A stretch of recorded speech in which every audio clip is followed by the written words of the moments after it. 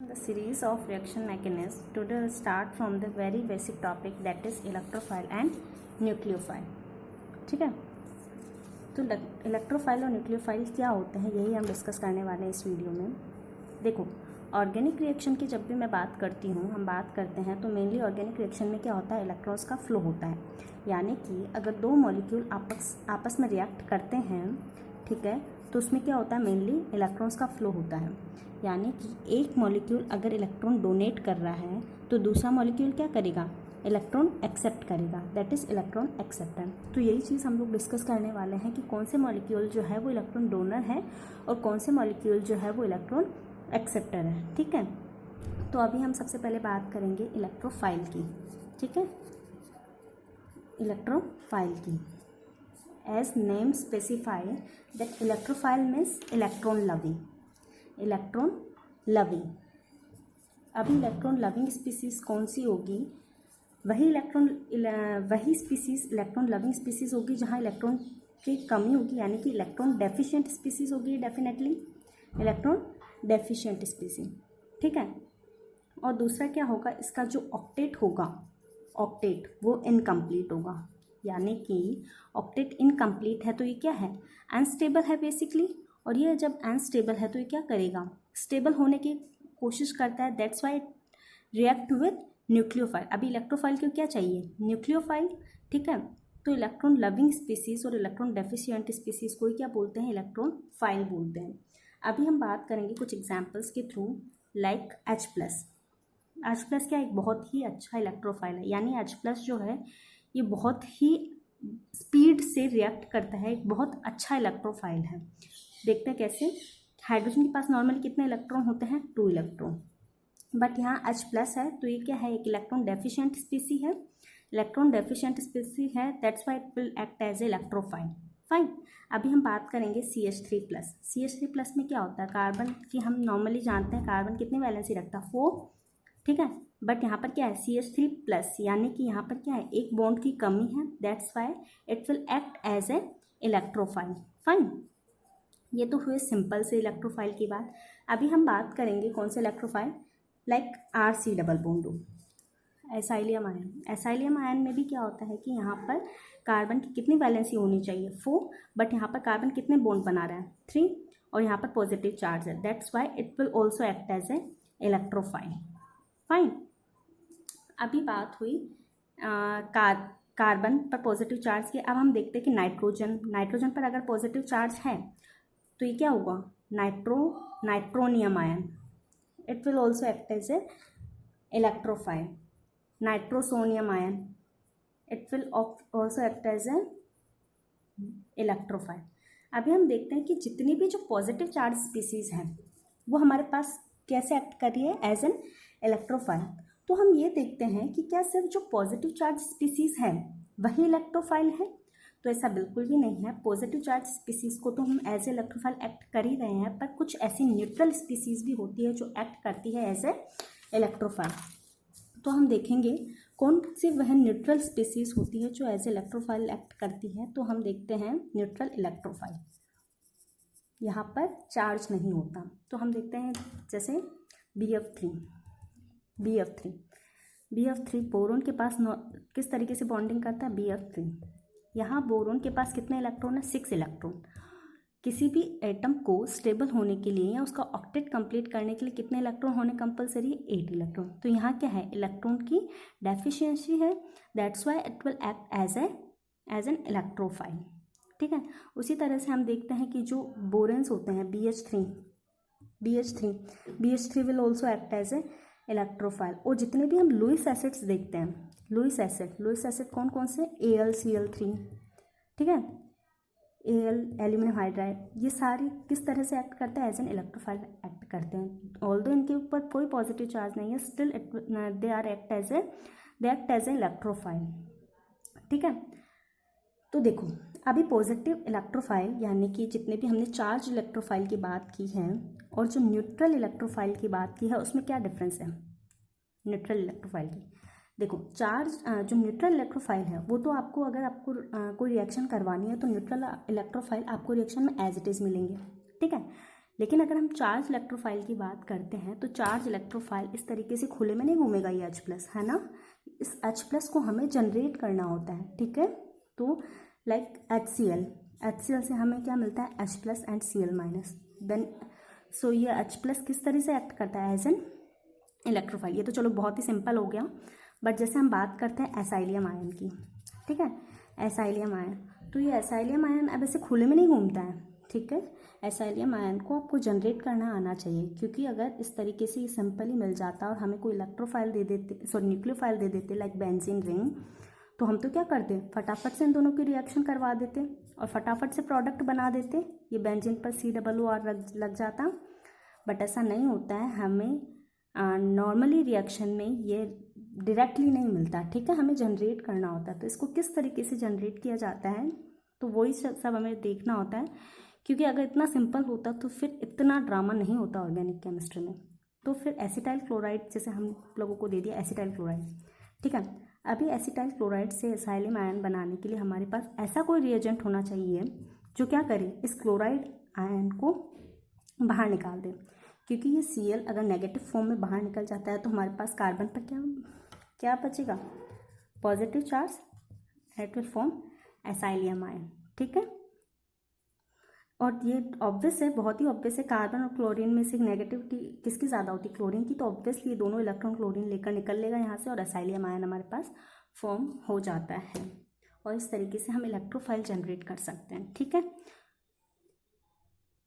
So till now we have discussed about electrophile. अभी हम बात करेंगे किसकी, न्यूक्लियोफाइल की।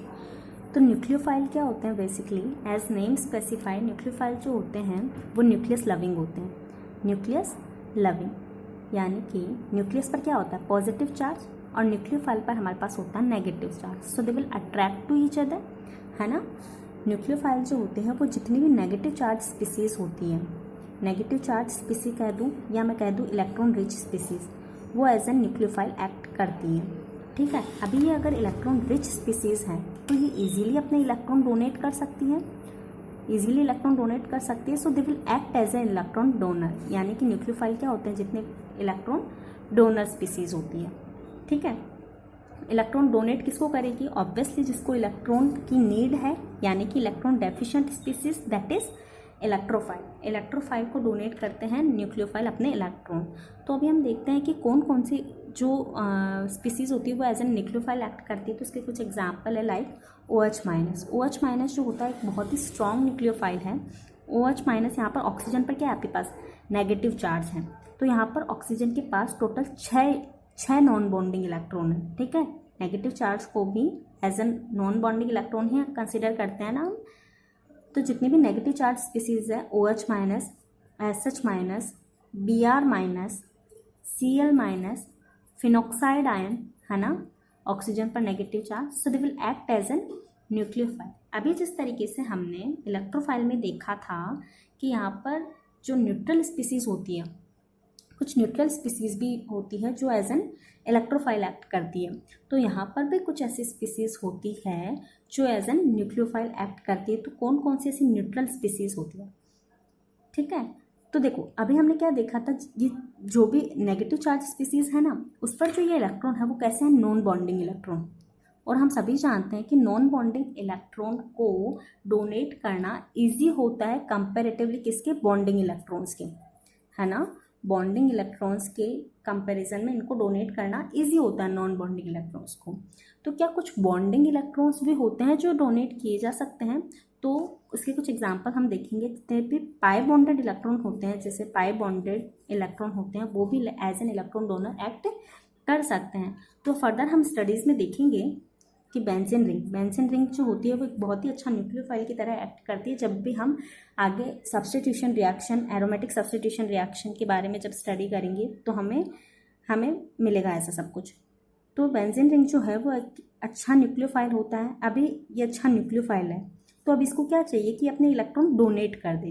तो इलेक्ट्रॉन डोनेट करने के लिए इसको क्या चाहिए, इलेक्ट्रोफाइल चाहिए। यानी कि अभी हमने पीछे भी एक रिएक्शन देखी थी, अगर मैं इसकी रिएक्शन करवा दूँ एसाइलियम आयन से, एसाइलियम आयन क्या है, इलेक्ट्रोफाइल है।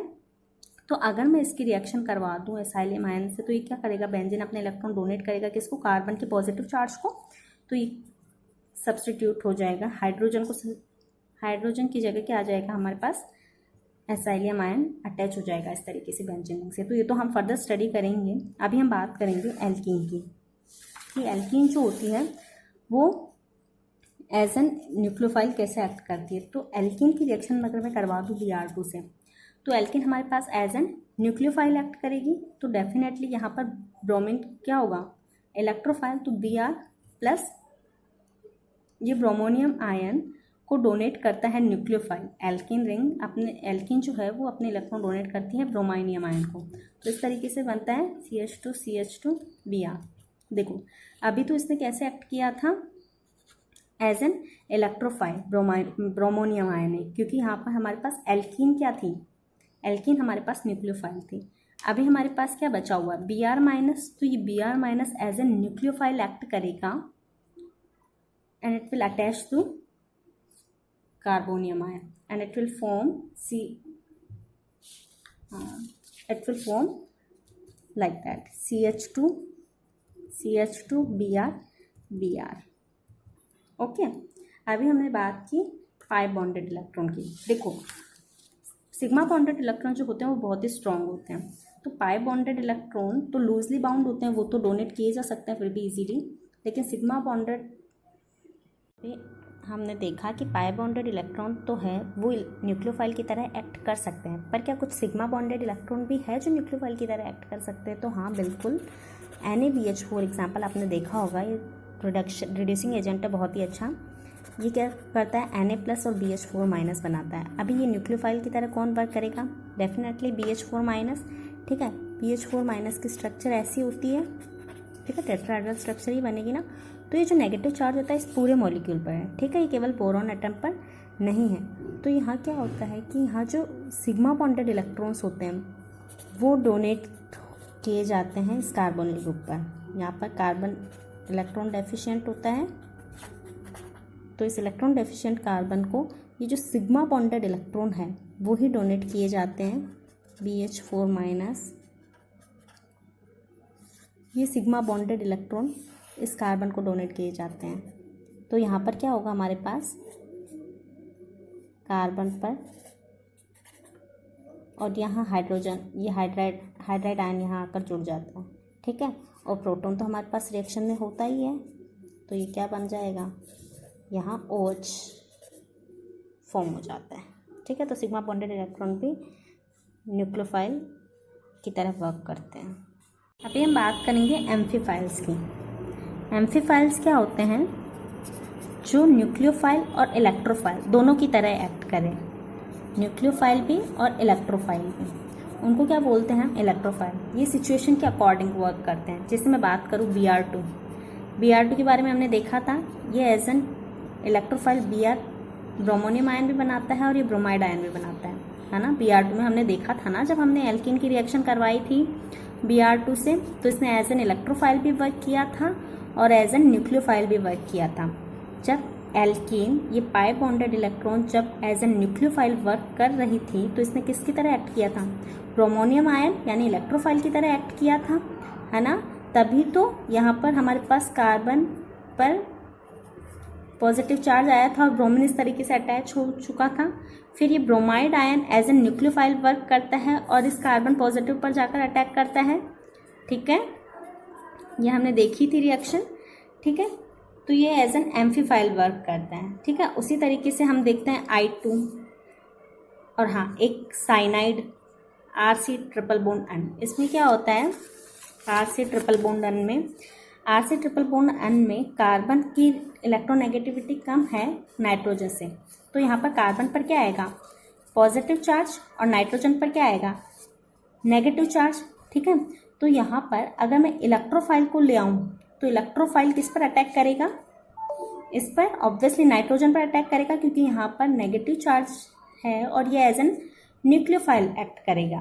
अगर मैं यहाँ पर न्यूक्लियोफाइल ले आती हूँ तो ये एक्ट करेगा एज एन इलेक्ट्रोफाइल। यहाँ पर कार्बन पर पॉजिटिव चार्ज है और न्यूक्लियोफाइल अटैच होगा, कार्बन पॉजिटिव से अटैच हो जाएगा। तो ये as an electrophile and nucleophile दोनों तरह एक्ट करता है, ठीक है। अब हम देखेंगे कि न्यूक्लियोफाइल और इलेक्ट्रोफाइल में इंटरैक्शन इलेक्ट्रॉन फ्लो के थ्रू देखा था। अभी हम ऑर्बिटल इंटरैक्शन के बारे में बात करेंगे होमो लूमो इंटरैक्शन के बारे में। तो होमो लूमो इंटरैक्शन क्या होगा, देखो हमने अभी अभी देखा है कि जो ऑर्गेनिक रिएक्शन है उसमें इलेक्ट्रॉन का फ्लो हो रहा है न्यूक्लियोफाइल से इलेक्ट्रोफाइल की तरफ, ठीक है। तो इस न्यूक्लियोफाइल ने अपने इलेक्ट्रॉन कहीं ना कहीं रखे हुए होंगे। तो जिन पॉकेट्स में ये न्यूक्लियोफाइल अपने इलेक्ट्रॉन रखता है उनको क्या बोलते हैं, ऑर्बिटल्स, ठीक है।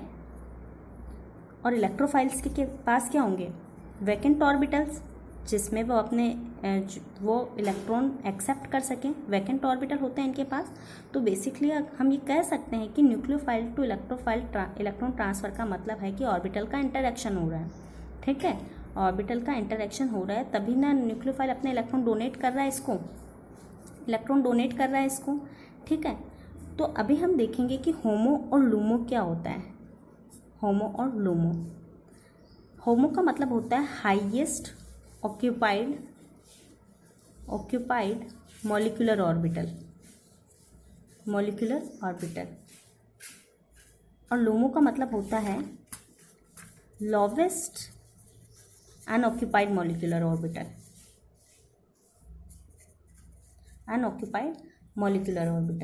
ठीक है।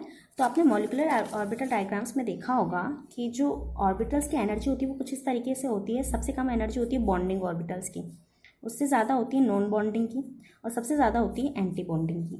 यानी कि अगर न्यूक्लियोफाइल ने अपने इलेक्ट्रॉन्स डोनेट किए हैं तो उसके ऑक्यूपाइड मॉलिक्यूलर ऑर्बिटल से ही डोनेट किए होंगे, ऑक्यूपाइड मॉलिक्यूलर ऑर्बिटल से, ठीक है। तो सपोज बॉन्डिंग ऑर्बिटल में न्यूक्लियोफाइल के पास इलेक्ट्रॉन्स है तो वो अपने किस ऑर्बिटल से इलेक्ट्रॉन डोनेट करेगा, तो हाईएस्ट ऑक्यूपाइड मॉलिक्यूलर ऑर्बिटल से डोनेट करेगा, क्योंकि इसकी एनर्जी क्या है, ज़्यादा है। एनर्जी हाई होने का मतलब क्या है, ये क्या है, कम स्टेबल है, तो इजीली डोनेट किए जा सकते हैं, ठीक है। वैसे ही इलेक्ट्रोफाइल जो होगा वो अपने इलेक्ट्रॉन एक्सेप्ट करेगा किसमें, लूमो में। यानी कि अगर ये फील्ड है तो ये अपने lowest unoccupied molecular orbital, vacant orbital में इलेक्ट्रॉन एक्सेप्ट करेगा। इलेक्ट्रोफाइल अपने इलेक्ट्रॉन एक्सेप्ट करेगा किसमें, इस वाले ऑर्बिटल में, क्योंकि इसकी एनर्जी क्या है, इसकी एनर्जी कम है, तो ये इजीली अपने इलेक्ट्रॉन क्या कर सकता है, इसमें एक्सेप्ट कर सकता है। एनर्जी इसकी कम है इसके कंपैरिजन में, ठीक है। तो इजीली इस वाले ऑर्बिटल में इलेक्ट्रॉन एक्सेप्ट करेगा इलेक्ट्रोफाइल, ठीक है। ओ